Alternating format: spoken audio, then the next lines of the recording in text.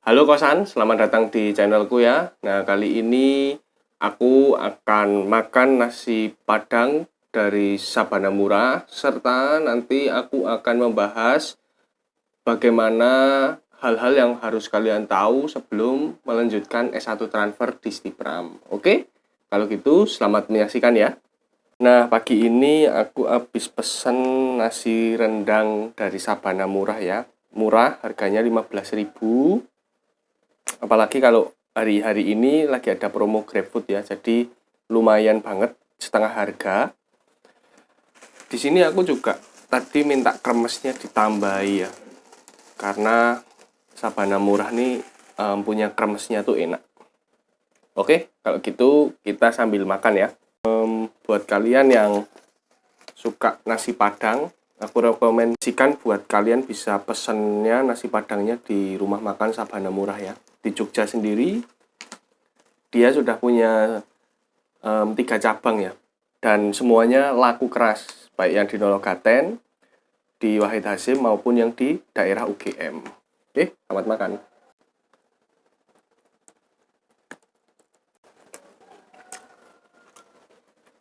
Oh iya, aku lupa ya, di dalam nasi padangnya ini ada cabai hijaunya, ada godong gandul, sama ada ini apa namanya nih, ini kuah santannya ya, enak rasanya. Ayam rendangnya nggak begitu besar, tapi kerasa banget rasa rendangnya. Oke, aku lanjut lagi ya.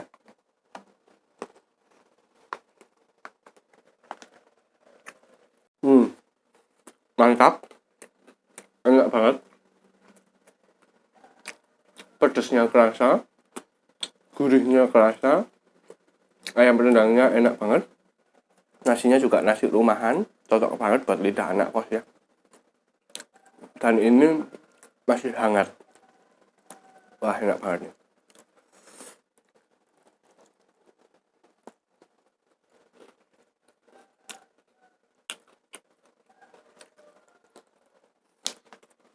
Kalian kalau di Jogja wajib nyobain ya.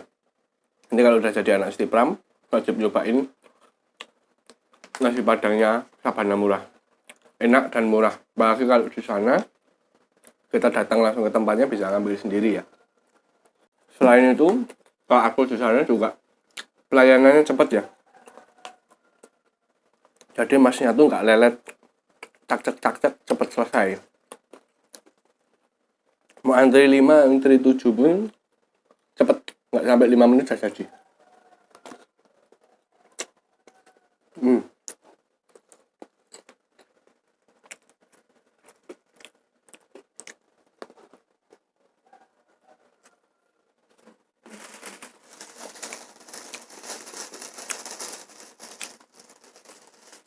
Benar-benar enak banget ya kosan. Rasanya ini ngenyangin banget. Oke, kalau gitu kita masuk aja ke pembahasannya. Aku sudah ngelis beberapa hal yang harus kalian tahu ya. Kalau kalian suka video ini dan betah, ya kalian tonton sampai ending ya. Pokoknya aku mau jelasin sambil makan.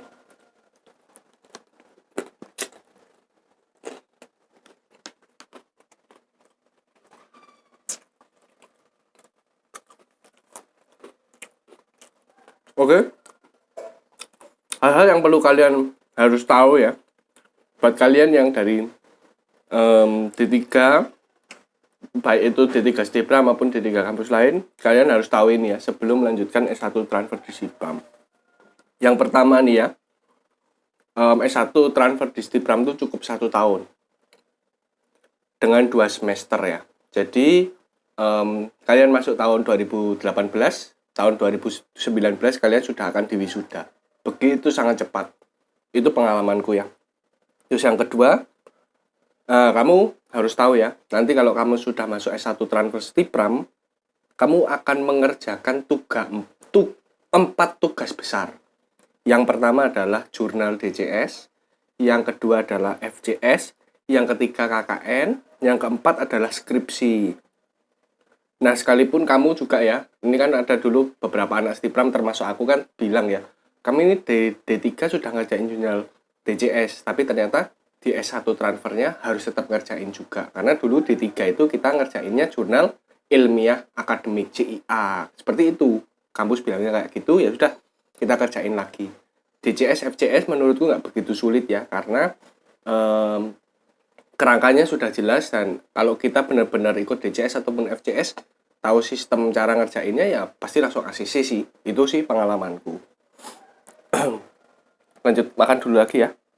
Lalu kita bahas yang ketiga.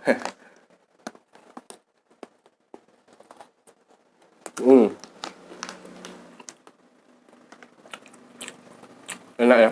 Kalau kalian sendiri bisa ke tempat nasi padangnya, langganan kalian di mana? Kalau boleh kasih tahu dong di kolom komentar ya.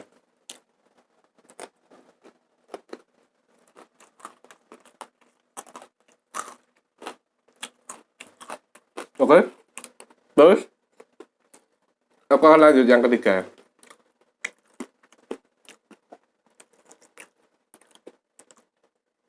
Yang ketiga adalah untuk bisa lulus dari S1 transfer Stipram, ini hal yang sangat penting ya. Kalian wajib ke luar negeri.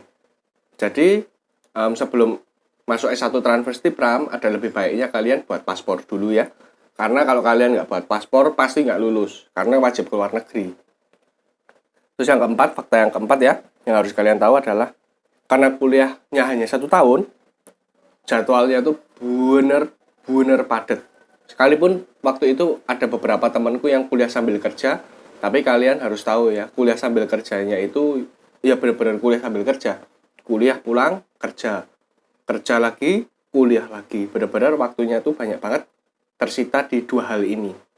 Bahkan dulu aku sempat tanya ya, kalau kuliah sambil kerja bagaimana? Apakah bisa? Bisa. Cuma kebanyakan mengorbankan salah satu ya. Kalau kalian udah lanjut kuliah ke S1 transfer Stipram ya ada lebih baiknya, kalau saran dari aku, kalian fullin aja untuk kalian kuliah. Jangan sambil kerja, walaupun itu bisa ya. Tapi aku nyaranin untuk kalian fullin aja kuliah karena benar-benar padat. Terus yang kelima ya, yang transfer S1 pariwisata Stipram itu ada dari berbagai macam kampus ya. Bahkan ada juga teman-temanku yang dari UGM, dari UNRAM, Universitas Mataram, juga ada dari kampus-kampus luar Stipram itu yang pada join ke Stipram ya. Karena S1 transfer itu bisanya yang pariwisata itu di Stipram aja. Gitu ya info yang aku dapat sampai aku lulus kemarin. Terus ini ya, yang keenam, untuk anak D3 Stipram yang mau lanjut S1 transfer, cukup bayar setengahnya aja dari uang gedungnya. Kalau tidak salah begitu, seingatku seperti itu ya kemarin. Gak tahu, tapi kalau kebijakan kampus berubah, tapi yang jelas kemarin seperti itu. Jadi kalian buat yang D3, yang lanjut S1, jangan ragu-ragu ya, karena bayarnya cuma setengah. Tapi semesternya tetap ya. Kalau sekarang aku dengar-dengar 2 juta per semester, jadi ya 2 juta. Terus yang ketujuh ya, S1 transfer Stipram itu tidak ada magang lagi. Jadi benar-benar pure kegiatan kalian itu, kegiatan besarnya itu DCS, FCS, KKN, dan penelitian. Lalu skripsi. Udah gitu doang. Terus yang kedelapan, setelah dinyatakan lulus atau di yudisium, kalian akan dapat gelar apa? Espar. Kalau sebelumnya di D3 Stipram akan dapat ahli madya, AM Dipar. Kalau kalian sudah lulus dari S1 transfer Stipram, akan dapat gelar sarjana pariwisata atau Espar. Terus yang kesembilan ya. Nah, ini penting sekali. Jangan sampai kalian berhenti di tengah jalan ya waktu kuliah ya. Jadi saranku yang kesembilan yang harus kalian tahu adalah siapkan dana yang cukup untuk kalian bisa nanti FCS, KKN juga.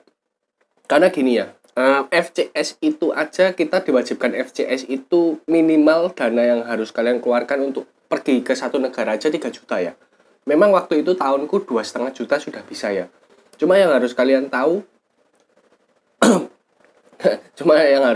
adalah kalian 2,5 juta ataupun 3 juta itu baru berangkatnya aja dan pulangnya.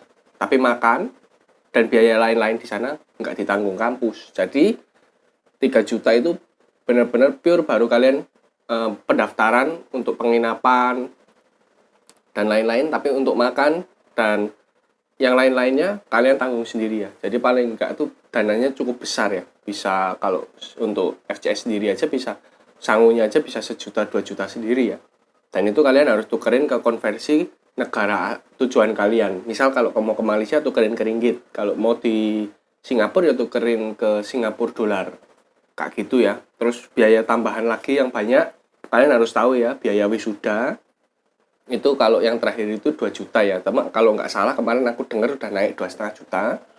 Terus biaya KKN, jangan salah ya, KKN itu keluar biaya lagi dan itu lumayan tergantung tempat kalian KKN. Itu benar-benar sebulan di sana kalian memang keluarnya besar di awal sih. Tapi tetap dananya lumayan besar lah ya. Menurutku paling nggak ada mungkin hampir 10 juta sendiri. Nah terus yang ke-10 yang kalian harus tahu sebelum masuk S1 Pariwisata Stipram adalah, nah aku makan dulu ya, mulai lapar lagi.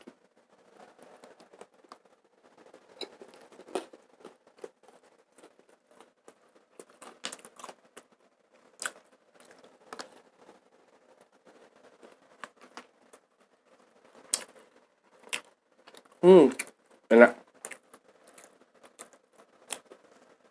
Enak sih ngobrol sambil makan gini.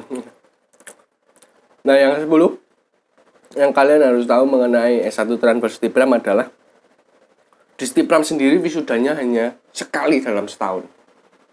Benar-benar sekali ya. 2017 kali, 18 kali, 19 kali, 20 pun juga akan sekali.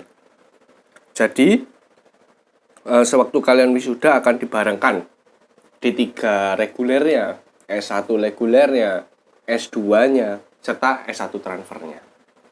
Jadi benar-benar semua dibarengin.